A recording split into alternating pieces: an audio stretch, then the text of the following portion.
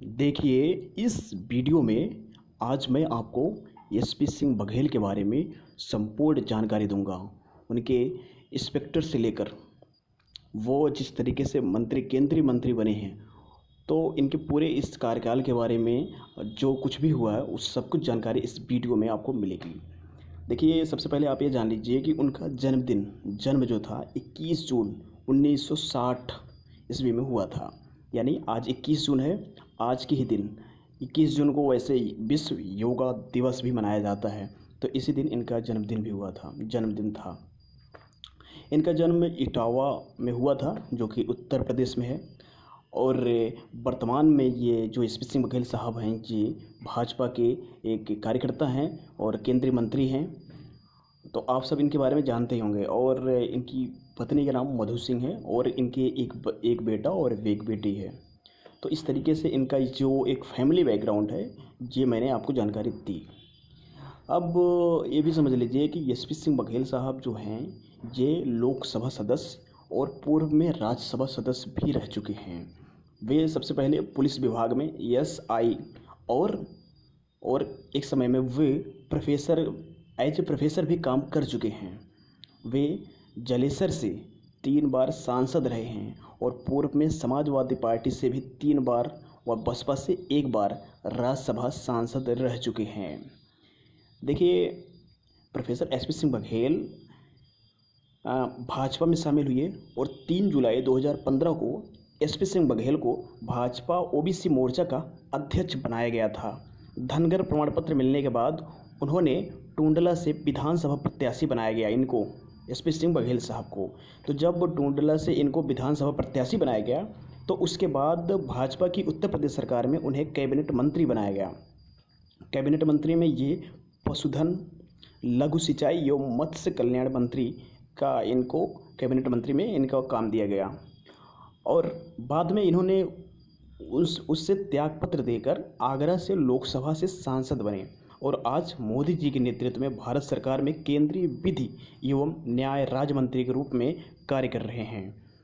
उन्हें अमित शाह जी के नेतृत्व वाली एक स्पेशल समिति, जो कि बंगाल में बीजेपी को विस्तार दे रही है, उसका भी इनको सदस्य बनाया गया है। और आप सब ये भी जानते होंगे कि एसपी सिंह बघेल किस छवि के नेता है, ये इनके किस व्यक्तित्व के नेता हैं, ये सब बातें आपको तो पता ही होगी। आपने इनके बारे में ये भी सुना होगा कि ये मुलायम सिंह यादव के, जब मुलायम सिंह यादव मुख्यमंत्री थे तो 1989 में तो उनकी सुरक्षा में शामिल रहे थे। उसके बाद उन्होंने अपनी निडरता, मेहनत और ईमानदारी के बल पर उन्होंने मुलायम सिंह यादव का दिल भी जीत लिया था। एक समय था ऐसा भी। तो एसपी सिंह बघेल से मुलायम सिंह यादव बहुत ही ज़्यादा प्रभावित हुए थे। तो उस समय में उन्होंने जलेसर सीट से समाजवादी पार्टी के उम्मीदवार के तौर पे इन्हें उतारा था। तो वे 1998 में पहली बार विधायक बने थे मुलायम सिंह यादव के सरकार में, ठीक है। और उनके सरकार में मंत्री भी रह चुके हैं, जैसे कि मैंने आपको इसके पहले बताया। और जब ये बीजेपी में शामिल हुए तो उसके बाद ये केंद्रीय विधि मंत्री, कानून राज्य मंत्री सब बने। तो बीजेपी में ये 2014 में फिरोजाबाद संसदीय सीट से सपा महासचिव प्रोफेसर राम गोपाल यादव के पुत्र अक्षय यादव के खिलाफ उतारा गया इनको।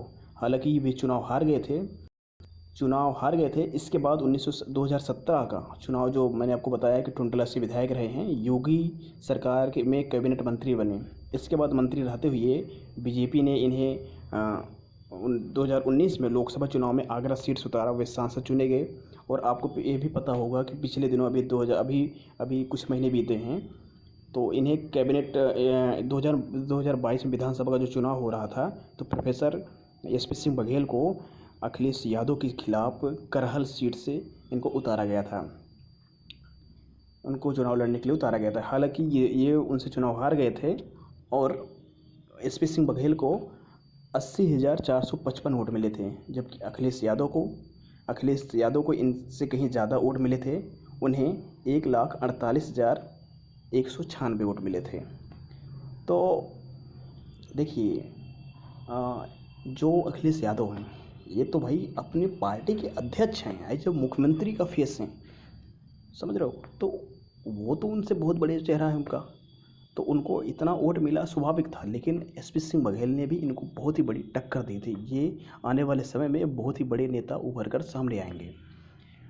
तो इसके साथ मैं आप सबको ये बताना चाहता था कि इनके बारे में पूरा डिटेल आपको देना चाहता था। मैंने इस वीडियो के तहत आपको दी, और इनकी जन्मदिन के शुभ अवसर पर इन्हें ढेर सारी बधाइयाँ भेंट करते हैं। आप सब भी इस वीडियो के कमेंट सेक्शन में जाकर इन्हें बधाई भेंट कर सकते हैं, और आप इनके बारे में क्या जानना चाहते हैं कमेंट सेक्शन में लिख के बताइए, और इन्हें शुभकामनाएँ आप दीजिए। ठीक है, इसके साथ मैं अपनी बात ख़त्म करता हूँ। आपने मुझे इतना समय दिया, थैंक यू वेरी मच।